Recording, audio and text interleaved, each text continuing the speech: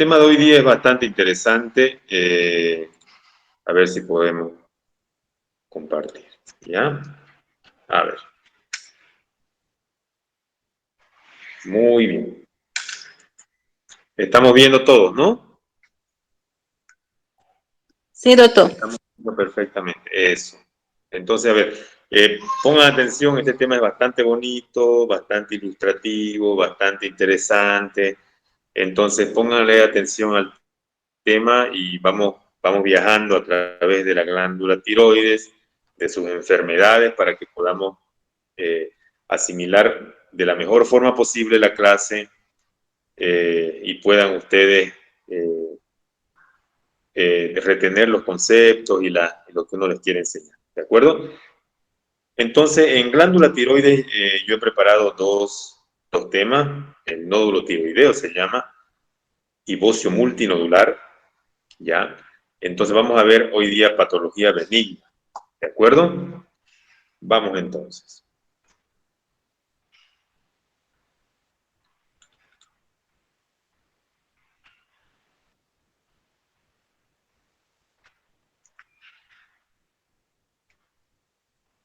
Bien.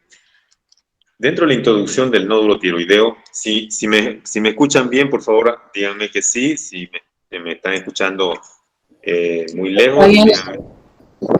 Perfecto. Me acerque Está más muy al bien, Ok. doctor. ¿Ya? Vamos entonces.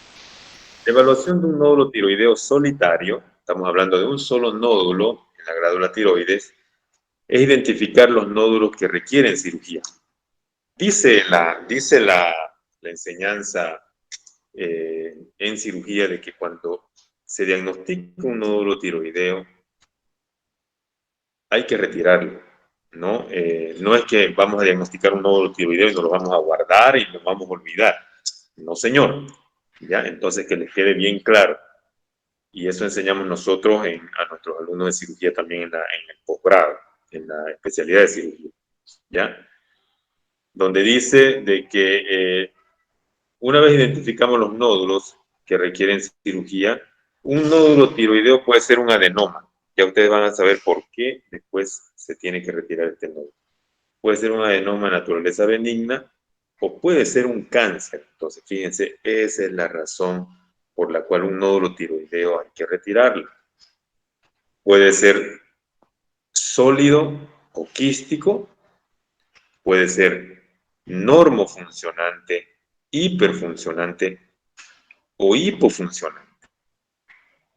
Además, los nódulos tiroideos pueden aparecer también en el contexto de otras patologías tiroideas, como ser la enfermedad de Graves-Basedow, que es una enfermedad propia de la glándula tiroides, o la tiroiditis de Hashimoto. ¿Ya? La enfermedad de Graves-Basedow es en el contexto de un bocio. Y la tiroiditis de Hashimoto es en el contexto de una enfermedad viral, o sea, una inflamación. ¿Ya? Muy bien. La prevalencia del nódulo tiroideo en la población general es cercana al 5%, o sea, es nomás considerable. Los nódulos tiroideos palpables, los que se palpan, porque hay nódulos tiroideos que no se palpan, uno los descubre durante una ecografía tiroidea de rutina, ¿ya? Pero los nódulos tiroideos palpables constituyen una de las causas más frecuentes de consultar al cirujano.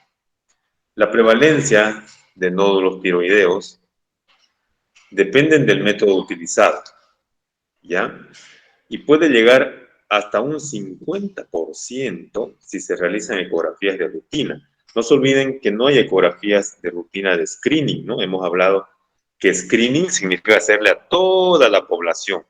No hay eso. En ningún lugar del mundo creo que haya ese programa, ¿ya? Puede ser tal vez que haya, pero no lo conozco, ¿ya?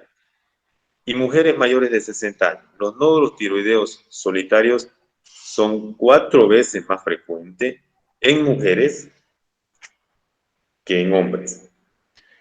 Como sabemos que solamente un 5% de los nódulos alberga un tipo de cáncer tiroideo y el tratamiento siempre será quirúrgico, ¿ya? Resulta esencial aplicar una estrategia diagnóstica basada en hechos probados para seleccionar razonablemente y con un costo asumible los candidatos a cirugía. Por eso es que, por ejemplo, si es que tenemos pacientes que van a nuestra consulta con alteraciones, por ejemplo, tiroideas, hipertiroidismo, hipotiroidismo, o ustedes sospechan que puede tener esa patología si el paciente tiene alguna sintomatología clínica, pidan una ecografía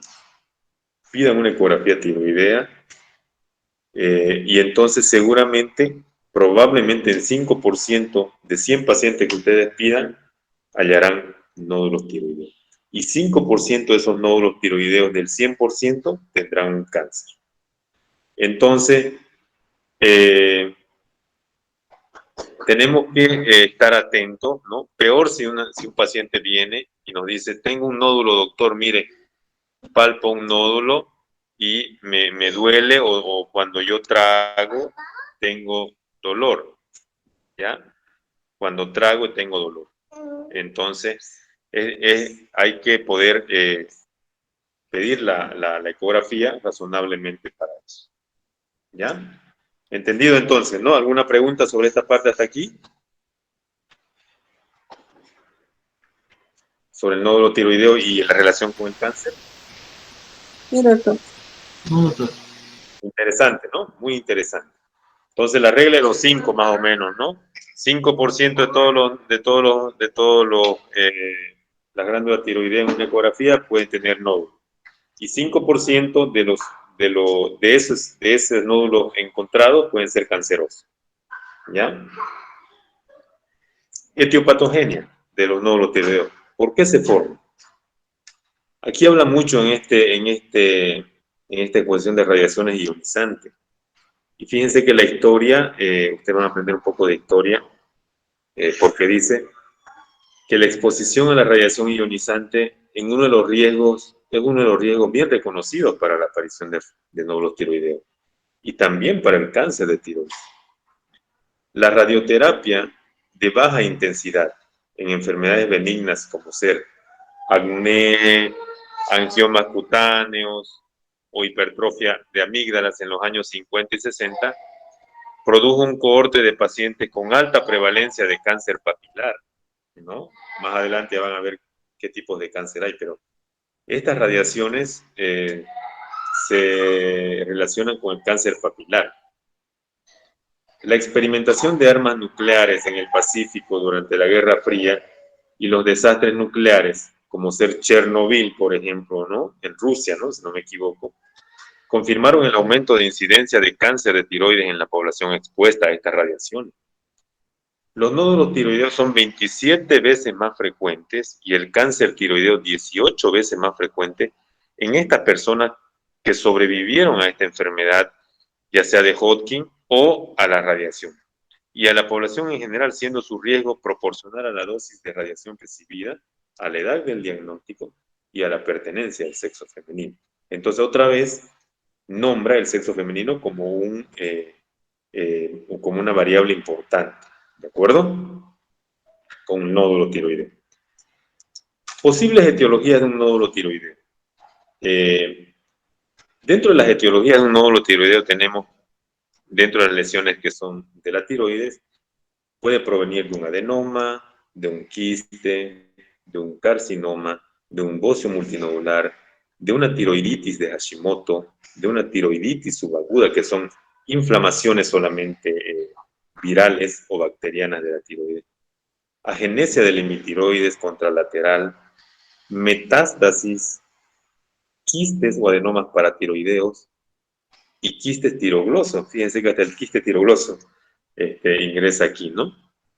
Luego, dentro de las lesiones no tiroideas, tenemos adenopatías inflamatorias, adenopatías neoplásticas no tiroideas, higroma quístico, aneurisma, laringocele, broncocele, ¿no?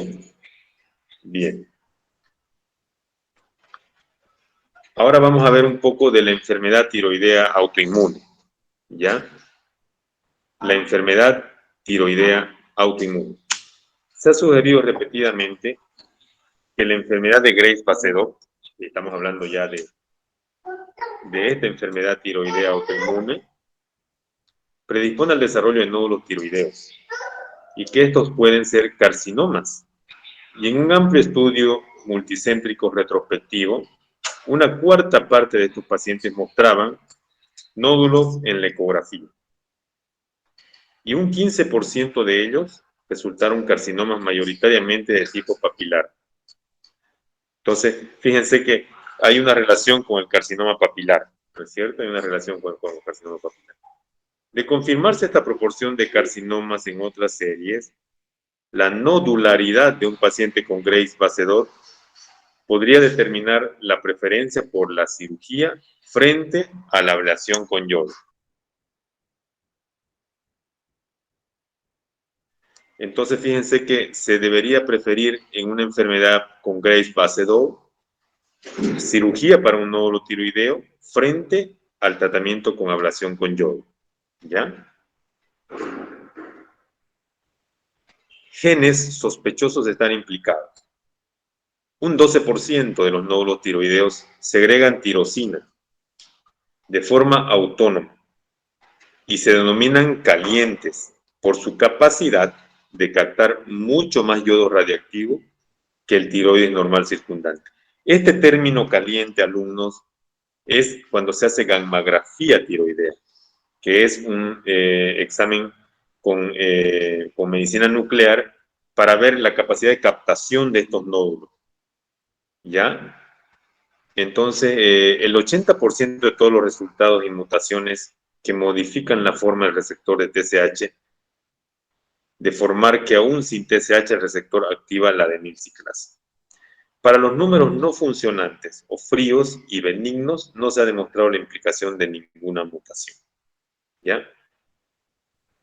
Tiene mucha relación. Antes se pedía, y yo les comento esto, cuando yo empecé a estudiar cirugía ya por el año 2004, dentro de los protocolos, durante mi especialidad, que duró hasta el año 2006, teníamos, por ejemplo, primero la ecografía tiroidea, ¿no es cierto? Como protocolo de estudio de la glándula tiroides. Luego, las hormonas tiroideas, la TSH, T4, T3, T4 libre. Ahora ya se pide solamente TSH y T4 libre para poder diagnosticar hipertiroidismo e hipotiroidismo. Y si es que fuera dudoso, se pide ya la T3 además, ¿no? Luego pedíamos también la PAF, ¿no? Ustedes saben que es la punción con aguja fina. Pero también pedíamos la gammagrafía nuclear en ese entonces. Pero es que la teníamos a la mano, ¿no? En Santa Cruz de la Sierra ya en ese entonces había gammagrafía nuclear. Y entonces decíamos, si este nódulo es caliente, se relaciona con cáncer. Y si este nódulo es frío, no se relaciona con cáncer. Entonces, ese es el porqué de nosotros pedíamos la gammagrafía nuclear. Nódulo captante, nódulo caliente. Nódulo no captante, nódulo frío. No relación con cáncer. Entonces, pero ahora ya se ha visto de que no es necesario últimamente o hace varios años, de que no es necesario pedir la gammagrafía nuclear para este aspecto, porque no en todos los lugares hay, es un procedimiento caro que no en todos los hospitales públicos hay, pero si se puede pedir, se solicita, pero no necesariamente ahora entraría dentro de los protocolos de la glándula tiroides, ¿de acuerdo? Bien. Déficit de yodo. Hace más de 2 siglos que se conoce la alta prevalencia del bocio multinodular en las zonas con déficit de yodo, aunque típicamente se desarrollan múltiples nódulos en lugar de nódulos solitarios. Se ha sugerido que la mayor incidencia de nódulos es debida a niveles relativamente mayores de TSH, que incrementaría un índice de replicación celular y los radicales libres intercelulares aumentan las posibilidades de mutación. Pero tiene algo que ver el déficit de yodo. La prevalencia de cáncer y factores de riesgo de un nódulo tiroideo solitario, ya habíamos visto que la proporción de cáncer en un nódulo tiroideo palpado como solitario es aproximadamente, pero ya saben la respuesta, 5%. Se ha descrito una serie de factores que aumentan el riesgo de malignidad, que deben investigarse activamente durante la anamnesis y la exploración física. Así, antes de solicitar análisis o pruebas complementarias, se puede dar una opinión fundamentada sobre si se trata de un nódulo con o sin factores de riesgo. Entonces, veamos cuáles son los factores de riesgo de malignidad en la historia clínica y exploración física de un nódulo tiroideo. Tenemos, por ejemplo, con alto grado de sospecha, debemos tener, aquí lo vemos en la parte, si ustedes con el celular pueden acercar, tenemos uno, historia familiar de cáncer de tiroides o neoplasia endocrina múltiple, adenopatía laterocervical, crecimiento rápido, especialmente durante el tratamiento con T4 de ese nódulo, dureza extrema, porque normalmente los nódulos son blandos, ¿no? Cuando el nódulo es duro, se sospecha de que obviamente puede ser más relativo con cáncer. Fijación clara a órganos o tejidos adyacentes cuando un nódulo generalmente es móvil, no es blando, va de un lado a otro, es consistencia blanda, bordes regulares, pero cuando hay una fijeza a órganos o tejidos adyacentes también se puede sospechar de que sea canceroso. La parálisis de cuerda vocal por laringoscopía, también por ya extensión del cáncer, puede ser también un riesgo de malignidad. Y metástasis a distancia, ya sea a pulmón o a hueso, ¿no? Bueno, otra vez estamos con la metástasis a distancia a pulmón o a hueso. Moderado grado de sospecha, tendríamos varones, tendríamos jóvenes, tendríamos ancianos, ya sabemos que alto grado de sospecha, sexo femenino. 4 antecedentes de radiación cervical o exposición a radiaciones ionizantes, disfonía, que el paciente empiece a tener ronquero, dificultades para hablar, afonía, que se quede sin voz, ronquera asociada a un nódulo tiroideo solitario que crece continuamente de tamaño, nódulo duro, fijación dudosa, y por último, fíjense que hay un tamaño, ¿no? Un nódulo mayor a 4 centímetros parcialmente quístico también es pasible de moderada sospecha ante un cáncer. Y el bajo grado de sospecha, todos los demás que hubieran, digamos, ¿no? Entonces, fíjense cómo hay hartas variables y no solamente con los exámenes vamos a detectar, sino ya antes podemos dar un factor de riesgo aproximado de malignidad, ¿ya? Antecedentes familiares y personales. La historia familiar de neoplasia endocrina, especialmente hiperparatiroidismo, feocromocitoma, que es una enfermedad de la glándula suprarrenal, debe sugerir el diagnóstico de carcinoma tiroideo muy probablemente medular y constituye un factor de riesgo bien establecido que debe descartarse solicitando una determinación de calcitonina en los análisis preoperatorios. Fíjense, aquí ustedes van a aprender a solicitar calcitonina, ¿no? Para determinar si hay un diagnóstico o sugerir un diagnóstico de carcinoma tiroideo muy probablemente medular, ¿no? Ya hablamos del papilar. Ahora, para ver si es medular, tenemos que determinar calcitonina en sangre, ¿ya? El antecedente de irradiación cervical, especialmente en la infancia, utilizada entre 1940 y 70, volvemos a hablar de radiación, para tratar las amígdalas, hemangiomas, hasta acné, lleva un riesgo de malignidad en un nódulo solitario palpable del 30 al 50% y debe ser investigado rutinariamente. Se ve que en ese tiempo, ¿no? El tratamiento de amigdalitis, de hemangioma y acné se hacía radiación, fíjense. Específicamente cualquier irradiación por encima de los 0,5 gigas y que alcance el tiroides durante los primeros 3 o 4 años de vida conlleva un aumento de riesgo de cáncer de tiroides. Un bocio claramente multinodular se ha de considerar una glándula con riesgo elevado de albergar un carcinoma en cualquiera o varios de sus nódulos. Fíjense que no puede ser apenas un nódulo, hay pacientes que tienen múltiples nódulos.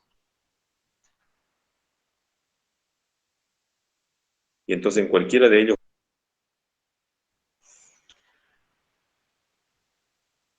la edad y el sexo, la prevalencia, y a los mayores de 65 años.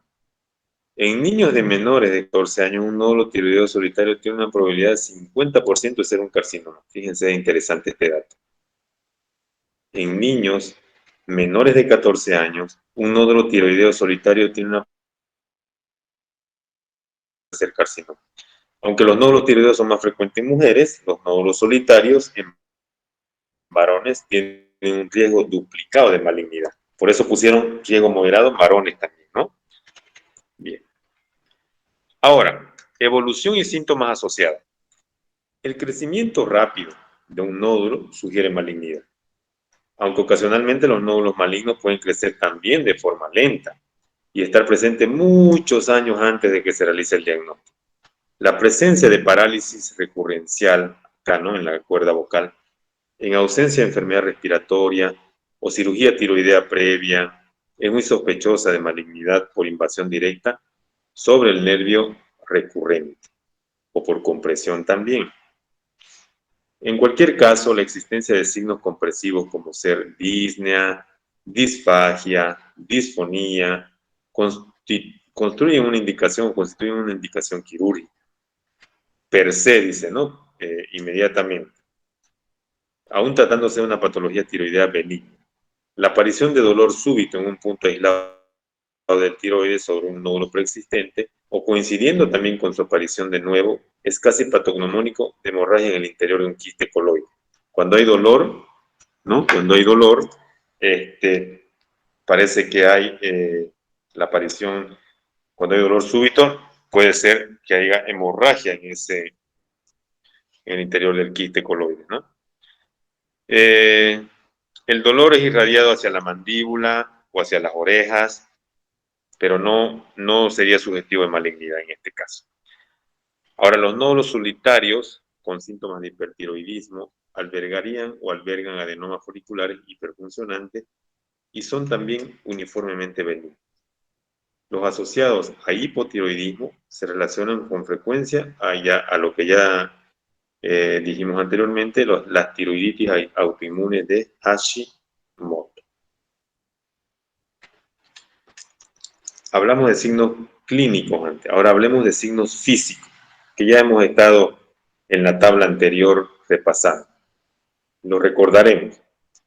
La dureza de un nódulo ha sido considerada clásicamente como un signo de sospecha de malignidad, aunque algunos quistes y adenomas benignos con calcificaciones groseras también pueden tener una gran dureza. Entonces hay que saber diferenciar y después ya la ecografía nos dará una mejor luz, ¿no? Una mejor pauta. Igualmente el tamaño, a partir de 3 centímetros asociado a una sospecha de malignidad de un nódulo tiroideo solitario. Mientras más grande el nódulo, obviamente más probabilidad de que sea tumoral. Sin embargo, no se ha podido determinar un diámetro ni una dureza relativa objetivamente limitante. En cuanto a esto, alumnos, lo nuevo que hay en el mundo, y nosotros ya hacemos acá también, ¿no? Lo tenemos en nuestro lugar de trabajo, es la gammagrafía, ¿no? Perdón, la elastografía tiroidea. La elastografía tiroidea es una técnica ecográfica colorida, con Doppler color, que nos delimita la dureza del tejido mediante colores, ¿no? Y entonces, por ejemplo, el ecógrafo, usted asienta sobre la glándula tiroides y aplica el botón elastografía y ya empieza a medir el grado de dureza mediante una sonografía especializada. Y entonces, si nos da el color de tejido color rojo, quiere decir que ese tejido es blando. Pero si nos da el tejido color azul, quiere decir que ese tejido es duro. Entonces, esa elastografía la aplicamos en la ecografía mamaria de mama, en la ecografía tiroidea, en la ecografía hepática, generalmente en órganos sólidos, ¿no? Está ya ampliamente estudiada y nosotros también la aplicamos actualmente acá. Pero esta elastografía que nosotros tenemos, y tómenme bien la atención, es todavía cualitativa. ¿Qué quiere decir cualitativa?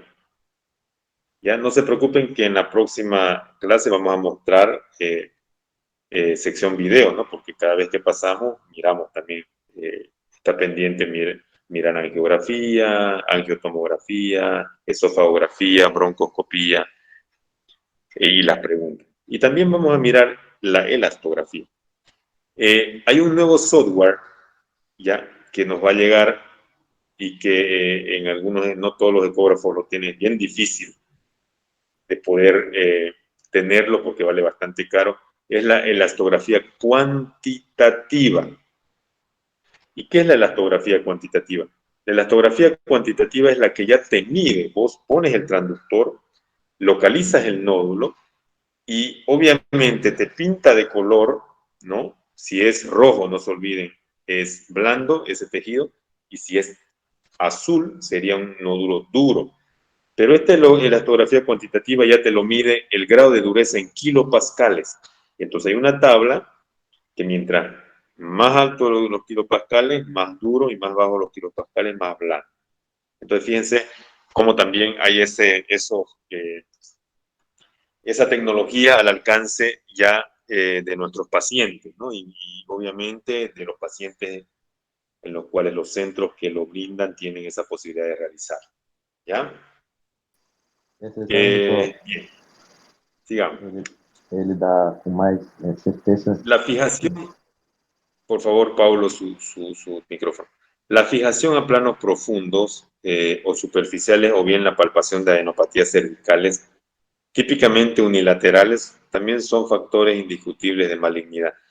Siempre, obviamente, un tejido malo, un tejido con células cancerosas, será obviamente más pétreo, ¿no? Ustedes saben ese término de petrosidad, pétreo, que blando, entonces tiene más relación con una malignidad, ¿ya?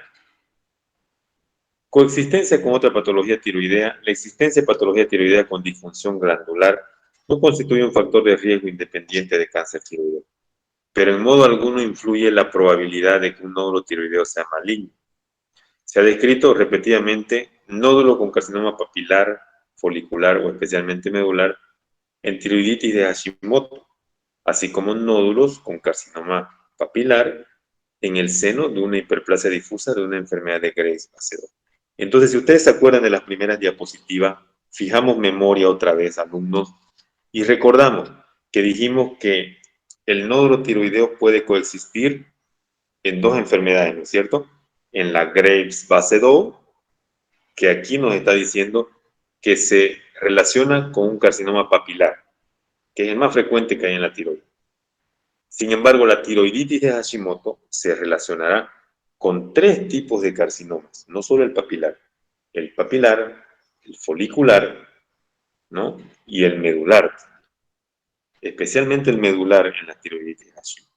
¿Ya? Entonces, atento a esa diferenciación. Las pruebas de laboratorio. Fíjense, interesante también, estamos repasando generalidades de glándula tiroides, ¿no? Que seguramente tal vez, no sé, en endocrinología han llevado en una materia, o tal vez es la primera vez que están llevando. No sé si, a ver, les pregunto si manejaban ya la patología tiroidea mientras tomo un sorbo de líquido. ¿Manejaban la patología tiroidea, alumnos? Yo no, doctor. No, la primera vez que estoy escuchando así. Ya. ¿No han pasado entonces tiroides antes en otra cátedra, en otra...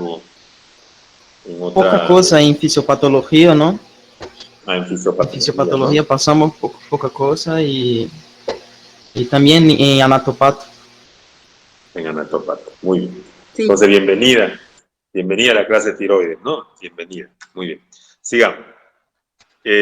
Las pruebas de laboratorio. Vamos entonces. A todos los pacientes con nódulos tiroideos se les determina rutinariamente, ya lo dijimos, la concentración sérica de TSH, que es la hormona precursora de la tiroides, y tirosina de 4 libre. ¿Ya? Entonces, antes pedíamos, por ejemplo, me incluyo, antes pedíamos perfil tiroideo todas las hormonas, ¿no? T3, T4, TSH, T4 libre. Pero ahora pidiendo solamente TSH y T4 libre, podemos llegar a un diagnóstico de hiper o hipotiroidismo. Cuando la TSH está baja y la T4 libre está alta, pensamos en qué? Hipertiroidismo. Cuando al contrario, la TSH está alta y la T4 libre está baja, hacemos el diagnóstico de hipotiroidismo. ¿Ya? Y cuando la TSH está normal, ustedes me dirán, bueno, no sé. Ahí dosificamos ya la T4, ¿no? Además, para poder determinar si es un hipotiroidismo subclínico o hipertiroidismo subclínico, dependiendo de si la T4 está alta o la T4 está baja. A ver, veamos qué dicen las pruebas de laboratorio. Entonces, a todos los pacientes con nódulos tiroideos se les debe determinar rutinariamente la concentración sérica de tirotropina o TSH y tirosina T4 libre. La inmensa mayoría de los nódulos tiroideos asienta sobre glándulas normofuncionantes, o sea, no hay alteración, porque es un solo nódulo a veces, ¿no ven? De eso se trata el nódulo de tiroides, un solo nódulo, ¿ya? La inmensa mayoría de los nódulos tiroideos asientan sobre glándulas normofuncionantes. Un hipotiroidismo bioquímico con T4 normal o baja y TSH alta obligaría a descartar una tiroiditis, ¿no? Fíjense, un hipotiroidismo bioquímico con T4 normal o baja y TSH alta nos obliga también a descartar una tiroiditis y por lo tanto determinar concentraciones ya de anticuerpos antiperoxidasa, ¿no? Entonces, fíjense, aquí ya entra en la disertación los anticuerpos antiperoxidasa, que son otro tipo de exámenes que uno tiene que solicitar también juntamente con el perfil tiroideo, anticuerpos antiperoxidasa, así se llama. Se abrevia ATPO, anticuerpos antiperoxidasa. ¿Y para qué nos servirá pedir también anticuerpos antiperoxidasa? Justamente para descartar una tiroiditis de Hashimoto, ¿no? O una tiroiditis de cualquier índole, que signifique un aumento o una inflamación de la glándula tiroides, no siendo un nódulo tiroideo solo, ¿ya? Entonces, si nos sale positivo los anticuerpos antiperoxidasa, decimos nosotros, el aumento de la tiroides había sido una tiroiditis, ¿no? Entonces, fíjense qué interesante, ¿ya? Ahora, la concentración de tiroglobulina sérica puede elevarse, aunque de forma indistinguible, de afecciones tiroideas, por lo que carece de valor en el diagnóstico de nodo tiroideo. En realidad, la tiroglobulina sérica, o T3, dice de nuevo, les repito, que puede elevarse, aunque de forma indistinguible, de afecciones tiroideas, por lo que carecería de valor en el diagnóstico de este nódulo tiroideo. ¿Ya? Bastante interesante, ¿no? Da parte de los laboratorios. Y fíjense que cuando uno no maneja mucho tiroides, se confunde, ¿no? No es fácil ordenar las ideas en cuanto a TSH alta, TSH baja, T4 libre alta, T4 libre baja, y cuando está la TSH normal, ¿qué pido? La T4. Y si está la T4 normal o baja y TSH alta, puedo pensar en tiroiditis. ¿Y qué pido además? Anticuerpo antiperoxidasa. Entonces, si está positivo, tiroiditis, está negativo, nos quedamos que es un nódulo tiroideo que no tiene relación con tiroiditis. Entonces, fíjense que hay que tener esos conceptos bien claros, anotarse, si uno se olvida, siempre ir a sus anotaciones, a sus apuntes, para poder resolver ese caso que está con un paciente con un nódulo tiroideo y saber qué laboratorios pedir y más aún saber cómo interpretar. ¿Ya? Bien. La calcitonina, ya hablamos de calcitonina también. Fíjense cómo hablamos antes, ¿no? Y vamos repasando de nuevo, ¿no? Entonces, tenemos esa característica de poder mostrar un pantallazo antes y de las otras diapositivas que vamos avanzando, ya vamos fijando los criterios. Si hablamos de calcitonina, ¿no? Seguramente vamos a relacionar con qué tipo de cáncer, sin mirar la pantalla, Carcinoma medular, ¿no es cierto? Medular, eso. Calcitonina, carcinoma medular. Entonces, ante un nódulo tiroideo, no nos cuesta pedir también, aparte de las hormonas tiroideas, aparte de pedir los anticuerpos, antiperoxidasa, pediremos también calcitonina sérica para descartar que sea un carcinoma medular. Ya, entonces, fijémonos a ver, leamos qué dice calcitonina sérica. El carcinoma medular de tiroides constituye una pequeña proporción aproximadamente de un 4 a 7% de los carcinomas tiroideos, ¿ya? Y por lo tanto una minúscula fracción de los nódulos tiroideos. Pero tiene un pronóstico claramente peor, fíjense, que un carcinoma bien diferenciado. Entonces, por eso es importante hacer el diagnóstico y pedir calcitonina. La curación del carcinoma medular depende exclusivamente de una cirugía precoz y completa. Varios autores recomiendan la determinación rutinaria de calcitonina tanto en el nódulo tiroideo como en el bocio multinodular que vamos a ver más adelante, basándonos en estudios prospectivos observacionales.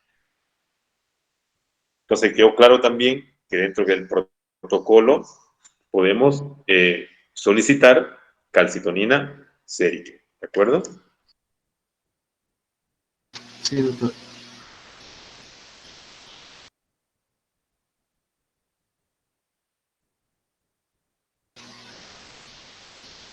Doctor, Bien. tu micrófono ¿Sí? está apagado. Ah, ya. No, estaba hablando con mi hija. Ya. Ya. Vamos con otra diapositiva. Atento. Es relativamente pobre, escuchen bien. Vamos a hablar de la PAF. Aquí, vamos a hablar de la punción con aguja fina. Y que es un video relativamente pobre el resultado de la PAF para diagnosticar el carcinoma medular. Y que ha reforzado el peso de esta recomendación, ¿no? ¿Por qué yo les digo, yo aprendí a hacer PAF también durante mi residencia? En primer año me enseñé, tenía un profesor llamado el profesor Paul Chávez de Santa Cruz de la Sierra que se había especializado en La Plata, Argentina, y manejaba muy bien, operaba muy bien la glándula tiroides, y él me enseñó a hacer PAF. La PAF no es difícil de realizar, ya les he explicado la técnica, entonces solamente hacerla una vez y ya usted va perfeccionándose, obviamente tomando todos los recaudos de adquirir una buena muestra, ¿no? Y también mediante la ecografía tratar de ingresar exactamente en el centro del nódulo tiroideo para poder hacer la aspiración. Y no nos olvidemos de que si no aspiramos bien, también no diagnosticamos. Entonces, el rendimiento que cabe esperar es hallar, dice, mediante la PAF, un 2% de carcinomas medulares cuando se determinan todos los pacientes de cualquier tipo de nódulo. O sea, del 5% que es canceroso el nódulo, 2% serán medulares, ¿no? La calcitonina basal inferior a 10 picogramos por ml en el 99% de los sujetos sanos, y cuando ya sale elevada, la que estamos hablando de calcitonina, por encima de 10 picogramos por ml, entre un 40 a 50% de los casos correspondería a un carcinoma medular. Entonces ya sabemos que por abajo de 10 picogramos de calcitonina, normal. Por arriba de 10 picogramos de calcitonina, un 40 a 50% de los casos corresponderán probablemente a un carcinoma medular, que se confirmará generalmente con una determinación de calcitonina estimulada con pentagastrina, que ya son otros exámenes confirmatorios, o calcio que se confirmará si es superior a 100 picogramos por ml. El resto son falsos positivos, como puede aparecer la calcitonina elevada también en enfermedades tiroideas autoinmunes, cuando hay presencia de anticuerpos heterófilos, cuando hay tumores de páncreas endocrinos, o cuando hay un carcinoma pulmonar de células pequeñas o un tumor carcinoide, ¿ya? La determinación rutinaria de calcitonina está más arraigada entre los endocrinólogos europeos que entre los norteamericanos y siempre es motivo de controversia. Pero es mejor solicitarla, alumnos, aquí yo les enseño qué hacer y qué no hacer, entonces bajo mi recomendación y revisando toda esta literatura y el tema de hoy día es mejor solicitarla. ¿De acuerdo? Bien. Vámonos a las pruebas de imagen. ¿Ya? Seguramente nosotros en este módulo hemos aprendido a repasar de que las pruebas de imagen nos sirven bastante y ya dominamos un poco las pruebas de imagen, ¿no es cierto? Hemos visto ya, hemos hablado de tomografía, de resonancia, de ecografía, de rayos X, de PAF. Permítame un segundito cambiar a Wi-Fi. No sé si voy a poder aquí para que no se me corte la comunicación. A ver, ya ingresamos ahí. Entonces vamos a ver, pruebas de imagen. Radiología simple, debo tener una radiografía de tórax en la evaluación de cualquier masa cervical.